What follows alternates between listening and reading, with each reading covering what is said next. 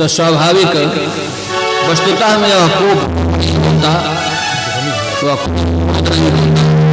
वियोग जन्य संताप में, वियोग से उत्पन्न होने वाले संताप में प्रणयकोप होता है, जिसे विप्रलंब श्रृंगार कहा जाता है साहित्य की भाषा में।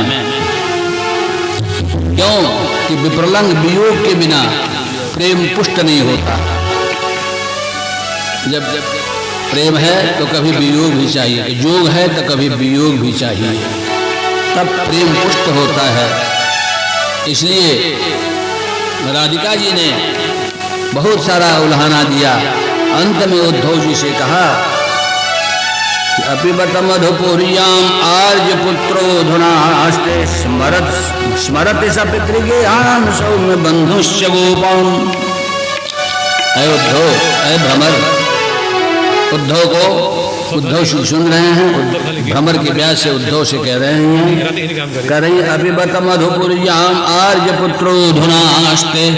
आर्यपुत्र, अब शब्द नहीं बोलती, आर्यपुत्र कह करके क्या आए दिन वह आर्यपुत्र अपने माता पिता यानी यशोदा नंद बाबा को भी याद करता है क्या, और अपने मित्र वर्गों को याद करता है, अपने बंधुओं को याद करता है। कुछ कथा नाट्यम करीना, और हम सेविकाओं की भी कभी कथा कहता है, क्योंकि वियोग में तो कुछ हम लोगों की भी चर्चा उसकी होनी चाहिए ना, तभी तो मानेंगे हम सबकी। हम लोग जैसे चर्चा कर रहे हैं वैसे वो भी हम लोगों के लिए चर्चा करता हो। भुजम गुरु सुगंधम मुझे हम लोगों को विश्वास है कि अपनी भुजाओं में अगरू का सुगंध लगाकर, सेंध सुगंध लगाकर हम लोगों के माथे पर, हम लोगों के कपोल का, हम लोगों के वक्षस्थल का कभी स्पर्श करेगा, ये हम लोगों को विश्वास है। उसके बाद में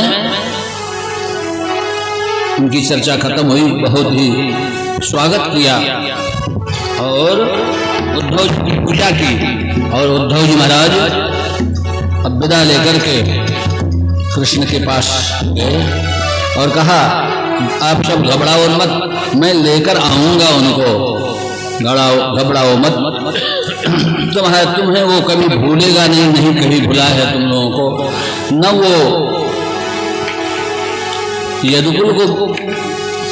यदुकुल का स्मरण हमेशा करता रहता है, और हमेशा तुम लोगों की भी चर्चा किया करता है, और माता पिता को भी वो खोजता है। इसी से तो मैं आई। उसके बाद में आगे की हम लोग थोड़ी सी कथा है बीच में, तब मैं रुक्मिणी का विवाह करके आज विश्राम करूंगा। कल 10 बजे से कथा होगी, इसलिए पूर्ण होती है कल 10 बजे से। अभी थोड़ी देर के बाद में आरती होने के बाद में यहाँ आप लोग जाएंगे नहीं, यहाँ डबल प्रसाद आज मिलेगा, और घर के मालिक लोगों को सूचना दी जाती है और बताया जाता है कि डबल प्रसाद की आवश्यकता है।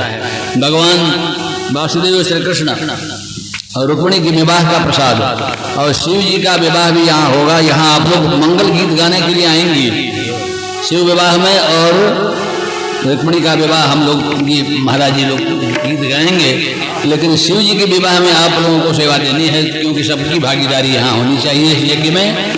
तो आप लोग यहाँ शिव जी की विवाह भी करने के लिए ब्राह्मण विद्वान पंडित लोग यहीं आएंगे, मंत्रोच्चारण करेंगे, और जैसे विवाह होता है चाहे उतना विस्तार से भले न हो, लेकिन और यहाँ जो आए हैं ना, जो बाहर से जो हित आए हैं, हित यानी यहाँ के जो दुल्हा कभी बने हैं, यहाँ कभी दुल्हा बनकर आए हों, जो लोग भी आए हों, फूफा आए हों, पाहुन आए हों, उनको बर पक्ष में रखा जाएगा, उन्हें कुछ खर्च करना पड़ेगा। आज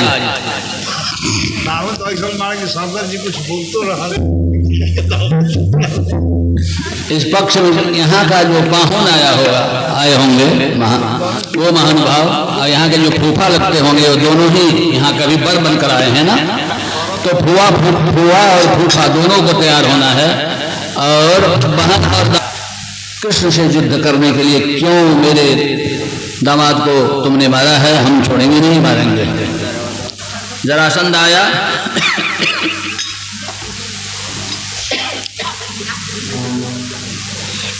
ओम शांति,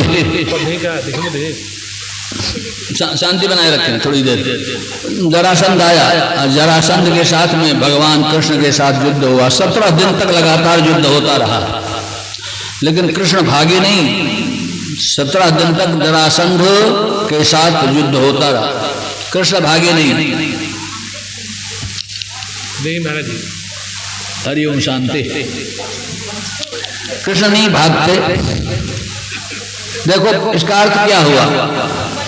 कोई भी हमारे जीवन में संकट आवे, कोई भी युद्ध आवे, माता जी आप चुप रहें, कोई भी विशेष परिस्थिति आवे तो मनुष्य को वहां से भागना नहीं चाहिए। धैर्य बनाए रखो, विजय कभी मिलेगी। भाग जाओगे तो हार मिलेगी। जरासंध आया, 17 बार युद्ध में युद्ध हुआ, 17 बार जरासंध को भगाया और 17 बार जरासंध आया। कृष्ण के साथ में घोर युद्ध हुआ। 23 अक्षौहिणी सेना लेकर आया वो, फिर भी कृष्ण उबे नहीं, भागे नहीं, घबराए नहीं, साहस कम नहीं किया कृष्ण ने, और अपने धैर्य को बुलंद बनाए रखा। हम लोगों को भी उसी तरह से अपने में बुलंदी हमेशा रहना चाहिए। देखो महाराज जी वो वहां बैठे हैं, दिख गए, उन्हीं का खोज हम लोग कर रहे थे। थोड़ी देर के बाद में बोलिए सब वृंदावन, कोई घुसकम न हो तो ये रहे के बाद बोलिए सब वृंदावन बिहारी लाल की जय। जब जरासंध ने सोचा, विचार किया कि अब तो ये कृष्ण मानेगा नहीं और हम कई बार मुझे लौट जाना पड़ रहा है, तो एक काल यवन को लेकर आया। काल यवन को लेकर आया। काल यवन को ब्रह्मा जी का वरदान था कि काल यवन जिसके सामने युद्ध करने के लिए जाए उसकी शक्ति काल यवन में आ जाया करती थी।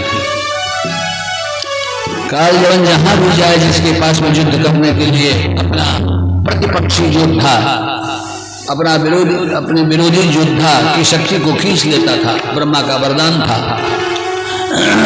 काल यवन को लेकर आया, काल यवन से मिला, वो कहा कि ऐसी ऐसी बात है, कृष्ण के साथ मेरा युद्ध तो हुआ लेकिन 17 बार मैं हार गया, भाग कर मुझे आना पड़ा। तो ऐसा है कि आप मेरे साथ चलो और युद्ध में कृष्ण को परास्त करना है, मारना है। हमारे दामाद को इसने मारा है, कंस को। काल यवन तैयार हो गया क्योंकि वो भी उसी श्रेणी का था। जरासंध अब काल यवन के साथ युद्ध करने के लिए अपनी सेनाओं को लेकर आता है। कृष्ण को पता चला कि अब की बार तो काल यवन आ रहा है और काल यवन के सामने मैं जाता हूँ युद्ध करने के लिए, तो उसकी सारी शक्ति, मेरी सारी शक्ति, मेरी सेना की भी सारी शक्ति, जिसके ऊपर उसकी दृष्टि पड़ेगी उसकी सारी शक्ति काल यवन में आ जाएगी। तो फिर हमको क्या करना होगा? आ गया मैदान में काल यवन को लेकर जरासंध। भगवान श्री कृष्ण सेना को इशारा कर दिए, कृष्ण भाग चले।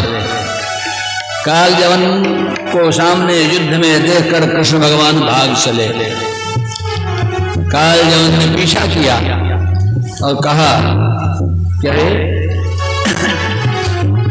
आप, तुम्हारी बहादुरी कहाँ गई? तुम अपने को बहुत बहादुर मानते, वीर मानते हो। 17 बार मेरे मित्र को तुमने हराया है, भगाया है। आज काल यवन से तुमने काल यवन को आज मानो कि तुमने जरासंध के साथ युद्ध किया है, उसे चुनौती दी है, तो मुझे चुनौती तुमने दी है, आज तुझे छोड़ूंगा नहीं। भगवान श्री कृष्ण ने कहा कि ब्रह्मस्तते साधा कपिमन बिनकिन्न विचार जो न ब्रह्म सरमान महिमा मिटहि अपार। भगवान ने सोचा कि ये वरदान इसको प्राप्त है। भगवान चाहते तो उसके वरदान को भी उलट देते, क्योंकि वो तो सर्व स्वतंत्र हैं, कर्तुम अकर्तुम समर्थ हैं, सब कुछ कर सकते हैं, नहीं भी कर सकते, सब कुछ कर सकते, जो चाहे सो कर सकते, लेकिन किया नहीं। क्यों? कि मर्यादा थी ब्रह्मा की, वरदान की मर्यादा की रक्षा भी भगवान ही करते हैं। हमारी मर्यादा की रक्षा भगवान करते हैं। हम झूठे फेर में पड़े हैं कि हमारी मर्यादा बिगड़ रही है। प्रारब्ध के अनुसार जो कुछ भी हो, लेकिन हमारी उनका ध्यान हम करते रहें, उनको हम भूलें नहीं, तो हमारी मर्यादा की रक्षा वो अवश्य ही करते हैं। भगवान ने रक्षा, मर्यादा की रक्षा की, भाग चले। इसलिए भगवान का नाम एक रणछोड़ हो गया, रणछोड़, युद्ध से भागना, भाग गए, इसलिए उनका नाम पड़ गया रणछोड़। भागे, पीछे दौड़ा, भागते गए। क्यों भागे जा रहे हो? आओ ना, दो हाथ कर लें हम लोग। अच्छा ठीक है, कोई जान जाएंगे लोग, हम लोग दूर हो जाएंगे, बहुत दूर हम चलेंगे, उधर ही अकेले हम लोग 2 ही आदमी लड़ लेंगे, युद्ध कर लेंगे। भागते गए, पीछा करते गया, खोजते गया, कुछ न कुछ बोलता गया, खोजता गया। भगवान छिप करके भागने लगे। उनको पता था कि इसको दवा कैसे मिलेगी। तो माता जी सब बहुत बतिया होते जा, प्रसाद हो यहाँ सब जाइए।